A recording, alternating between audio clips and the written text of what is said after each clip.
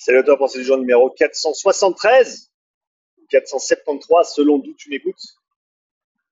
Contredire pour faire avancer le coaching et le sport. Quelque chose que j'ai mentionné dans la vidéo précédente, dans la pensée du jour précédente. Encore une fois, un petit clin d'œil à Jocelyn, le Viking Training, avec qui j'ai pu échanger ce week-end au French Throwdown. Toujours un plaisir de te voir et de pouvoir échanger. Et comme je le disais dans la vidéo précédente, une des qualités de Jocelyn, parmi tant d'autres, et en plus du fait qu'il a des super casquettes, une des qualités de Jocelyn, c'est qu'il est très très fort dans le questionnement. Dans le questionnement de ce qu'il fait lui-même, comme tout bon coach, mais aussi dans le questionnement des informations que tu lui apporterais. C'est-à-dire que quand j'ai une conversation avec Jocelyn, eh ben, il n'a jamais peur d'aller à l'encontre de ce que j'ai à dire ou de questionner, de remettre en question ce que je mets en avant comme idée. Très très justement, hein, très très justement, je pense que c'est une qualité, vraiment. Et c'est pour ça que je veux le mettre en avant dans cette vidéo, parce qu'à mon avis, c'est quelque chose qu'on ne fait pas assez. À mon avis, on est trop dans les deux extrêmes de soit on n'écoute pas ce que la personne a à dire parce qu'on l'aime pas ou parce qu'on n'a pas envie d'écouter ou parce qu'on n'est pas ouvert d'esprit, soit on boit les paroles des gens sans les remettre en question. On est vraiment dans ces deux extrêmes. Et je pense que les deux sont néfastes au développement. Il n'y en a pas une qui est meilleure que l'autre. Parce que c'est véritablement le questionnement qui va venir apporter un développement des réflexions. Et donc, si tu ne questionnes jamais les informations que tu consommes, tu vas être grandement limité. Parce que tu n'es jamais à l'abri du fait que la personne qui te passe ces informations soit complètement à la ramasse ou un tout petit peu à la ramasse. Hein. Et donc, c'est à toi de t'assurer que la personne ne soit pas à la ramasse pour que tu puisses garantir, ou en tout cas avoir un grand degré de confiance sur le fait que les informations soient justes et pertinentes. Et ça, c'est via ton questionnement et le questionnement des idées que tu reçois que ça va se faire. Et donc Jocelyn, quand je lui dis quelque chose, je lui propose une idée sur une certaine réflexion, il va toujours avoir des questions. Oui, mais, oui, mais, oui, mais. Et moi, ça me force à aller plus loin dans ma réflexion, à ajuster quelque chose, à reformuler quelque chose. Il est très très dur. Il m'attrape. Il m'attrape quand je dis des trucs un tout petit peu ou quand j'utilise la mauvaise formulation. Et c'est toujours dans un esprit de critique positive. C'est toujours dans une intention de développement. Et une des choses que je voulais mettre en avant là-dedans, c'est l'importance de savoir dissocier la personne et les idées. La personne qui amène les idées et les idées qui sont amenées par la personne. Quand quelqu'un attaque tes idées, surtout quand c'est de bonne foi, comme je viens de le mentionner, c'est extrêmement constructif, c'est extrêmement bénéfique, autant pour toi que pour la personne en face. Mais ça nécessite le fait de se focaliser sur les idées et non pas la personne.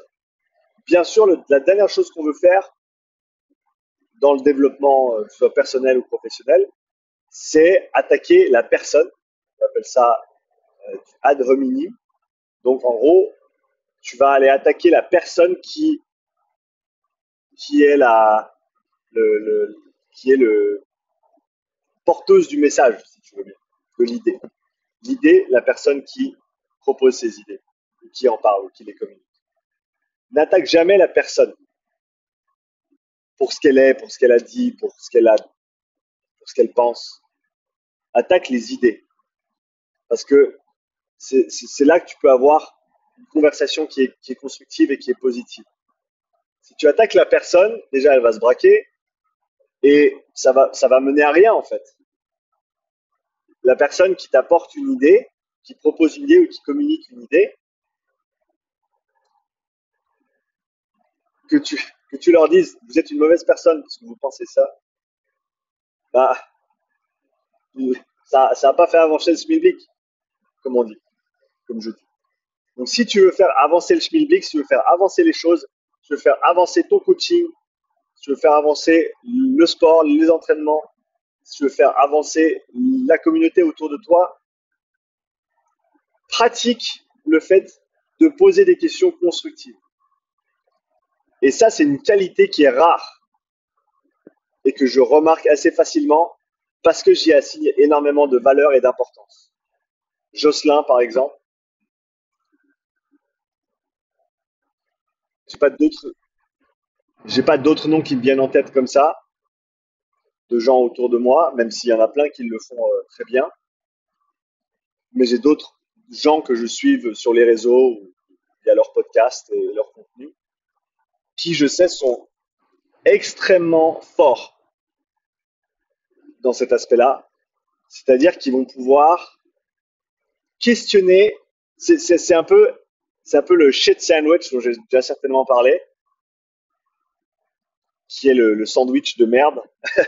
Quand tu as quelque chose de négatif à dire à quelqu'un, tu vas d'abord mettre le pain qui est positif, ensuite dire ce qui était négatif, et finir avec l'autre morceau de pain qui était positif aussi. Tu as un sandwich, la personne, tu as commencé à l'aborder avec un compliment, quelque chose de positif, ils ont eu la critique derrière, mais tu as renforcé tout ça avec quelque chose un autre aspect positif, et ils en ressortent contents, même si tu les as critiqués.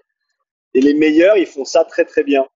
Et c'est un enrobage c'est presque un triple compliment extrêmement spécifique à l'idée. Hein. Ces compliments-là, ce pain dans le shit sandwich, c'est pas des trucs bateaux.